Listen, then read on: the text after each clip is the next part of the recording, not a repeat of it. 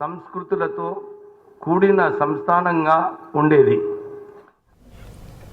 మెదక్లో మంత్రి వివేక్ మాట్లాడుతున్నారు, లైవ్ లో చూద్దాం.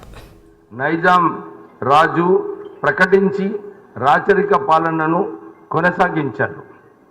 రాచరిక వ్యవస్థకు వ్యతిరేకంగా జరిగిన పోరాటంలో మొదటిసారి అసువులు బానిస శ్రీ దొడ్డి కొమరయ్య గారి స్ఫూర్తితో తెలంగాణ ఉద్యమం తీవ్రతమైనది.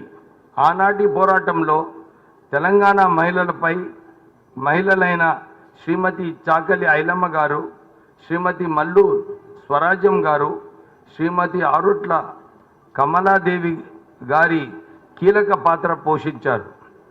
నల్గొండ జిల్లా నుండి బండి యాదగిరి రాసిన బండి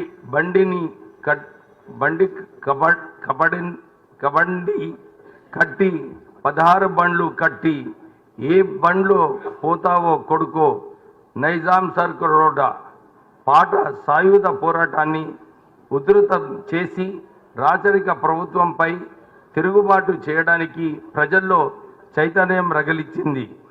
ప్రపంచ పోరాటాల చరిత్రలో తెలంగాణ సాయుధ రైతాంగ పోరాటానికి ప్రత్యేక స్థానం ఉంది.